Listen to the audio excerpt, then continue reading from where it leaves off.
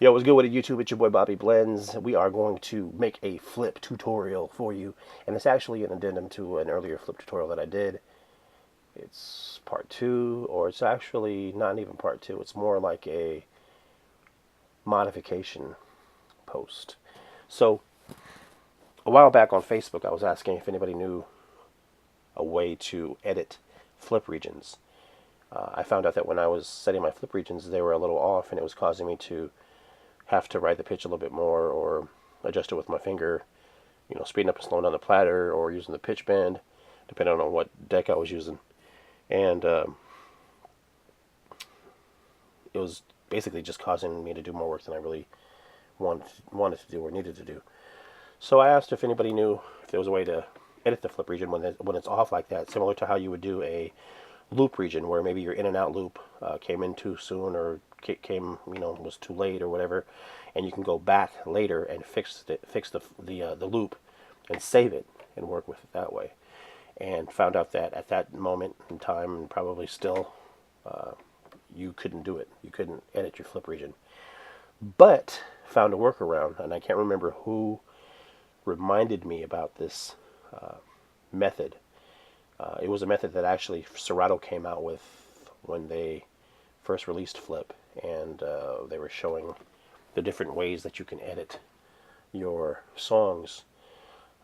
So it was there, and I knew about the method, but I didn't really correlate it to adjusting my FLiP regions to work with the intros of the songs. So big ups to whoever that was that peeped me out on that or reminded me about this method. But this is how I now do my FLiPs, and I'll show you that method after I show you the old method. So we're going to go ahead and use this Janet Jackson Nasty, and as you can see, it says intro there, so it already has a 32-bit intro, so I really don't need to create a FLiP, create an intro, but sometimes you may need to. You may need to plug your controller in and drum in an intro, or sometimes you might need to loop 8 beats over and over and over again until you get a 32-bit intro.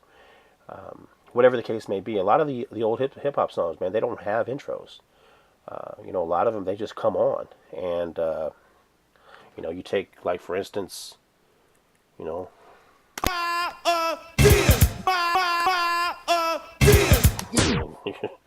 you got 2 beats to work with, and then it hits on the first beat, and actually this grid is totally messed up. But a lot of the old hip-hop songs, man, you don't have 32-bit intros, which is cool, and that's really why back in the days we really didn't have a lot of connected DJs. You had your DJ friendly sets even back then. You had the Cameron Paul mixed sets that supplied you with that intro. But for the most part, man, it was a lot of slam mixing where you were just, scratching in, these songs.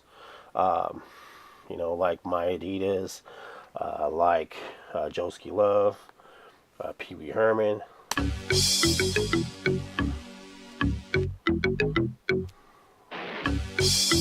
Well, this is not going to be a good example because I have the FLiP on.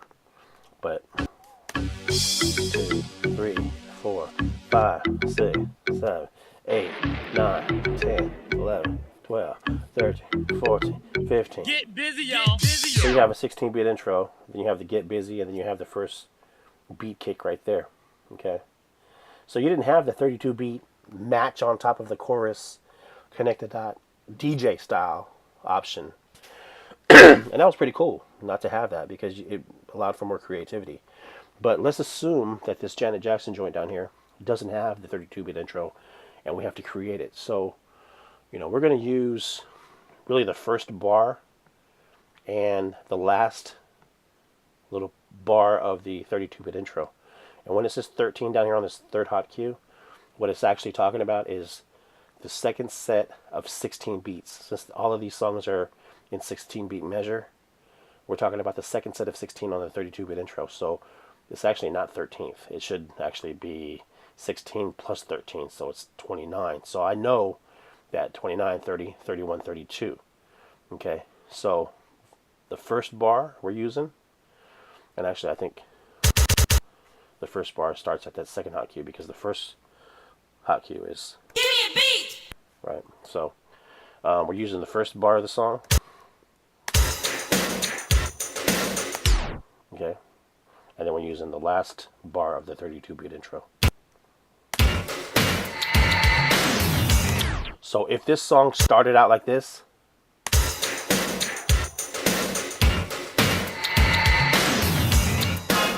we would still be able to make this 32 bit intro. So I'm going to run through this real quick because it's monotonous and we already know how to do this. And if you're looking at this and you already have FLiP, you're going to be like, damn, this is boring as shit. So here's the way I used to create my FLiPs if I'm using the offline player. I prefer using the controller to create the FLiPs because it's faster and it's more easier to spin the platter back and to hit your hot cues.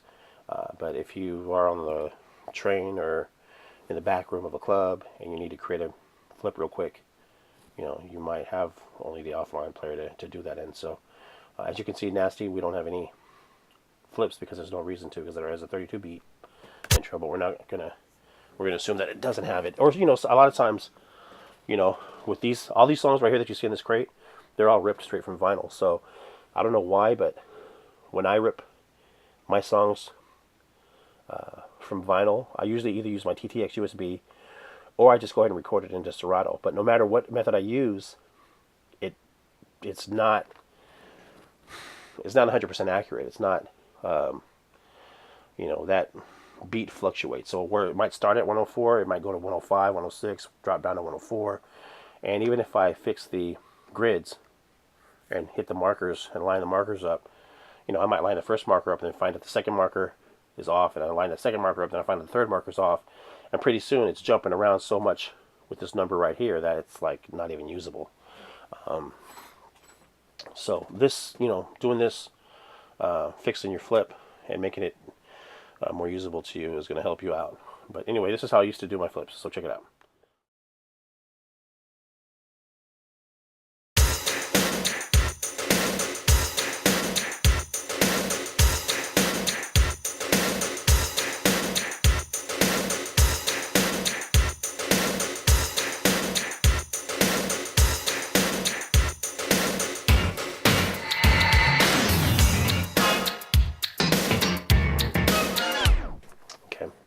So let's go ahead and check that out real quick.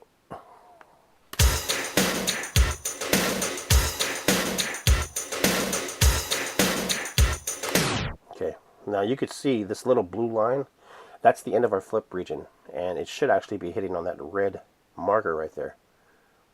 But when it doesn't, that means that the song comes in, the region ends too soon, and it causes it to jump off beat. This one is a little bit off beat, so that you can still see the blue line. That one's a little bit offbeat as well.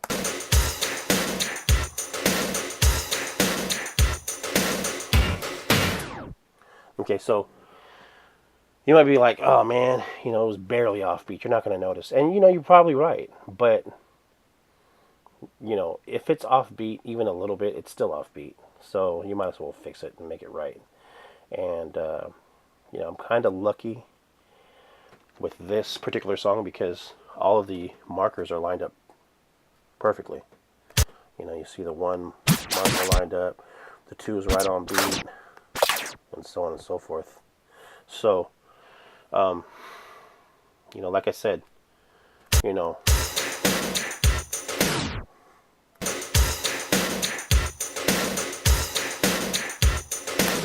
that little defect right there, that little early ending of this FLiP region, you probably can fix it with just a nudge of the platter. You probably wouldn't even need to do that since you're only dealing with 32 beats. But sometimes that little region is going to be a big region, and you know, I have a pretty good ear. If I didn't, it would be more off. You know, especially if I'm doing it live. So this is the way I do it now. Okay, we're going to delete that. This is the way that I do my FLiPs now. And it takes a little bit more time, but it's more precise. Okay, check it out.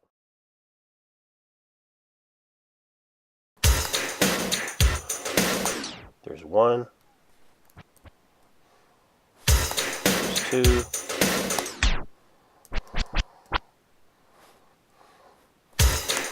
3,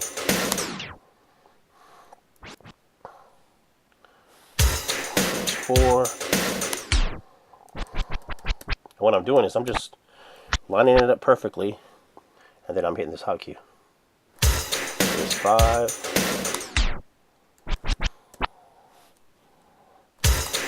6.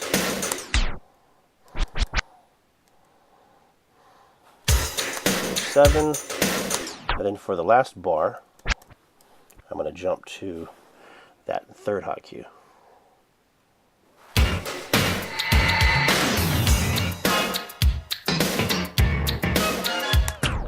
Now this is a lot easier to do on a controller, but if you are going back, dragging it back, and then jumping to a hot cue and it's off, if you're still doing it too early, it's still going to be off. It doesn't matter. This is not, it's not like quantizing it where it's out, it's fixing your, your miss.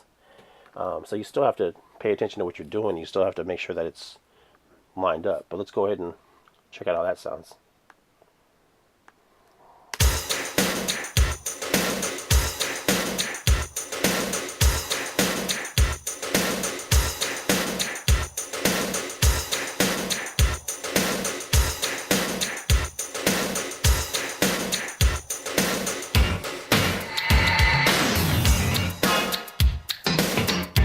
Okay, so that one was perfect. And if you want to go back and check it out and see if it was actually perfect, you can. But it was. It was definitely perfect. And definitely more precise than the old way that I used to do my flips. So anyway, hopefully this helps. I know it's longer than it really should be. Hopefully you like these kind of tutorial videos for FLiP or for whatever else I do. I had a couple of requests to do more mixes. I had a request to do a turntable mix on a Technic 1200. And to be honest with you, man, I totally lost faith in YouTube for doing mixes. I have so many mixes that I've posted, and it was like, it never made it because it was freaking copyright infringement blocked. And, I don't mind getting another channel banned, as some of you may know. My first channel that I had, like, tons and tons of videos of just bedroom mixes and gig logs and all that stuff got, knocked off of YouTube because of copyright infringement, and I created this Blends Gone Wild channel. And, I have a couple of warnings already on this channel, so I don't mind losing the channel again and having to start over. But, when I throw down a half-hour dope set and then it never gets to see the light of day because it's blocked immediately, it sucks. And so I won't be doing many more mixes on here, if at all. I might try to squeak one through. I noticed that a lot of the freestyle joints and a lot of the old school hip hop joints, that copyright flag doesn't come up. But as far as like the new stuff, somebody asked me to do a new Bay music mix, and I can't do it, man, because it'll never go through. So if you have any videos that you want me to do, if you enjoy these type of videos, let me know. Sometimes I think I'm just doing these videos for myself because nobody comments or nothing. And, that's cool. I don't have a lot of followers. I'm not in it for the followers. I'm in it for the ratchets. But anyway, if you want to see something that I can help you with, have any questions on FLiP or on Pitch and Time or Ableton or whatever, let me know. Blends on them out. Peace.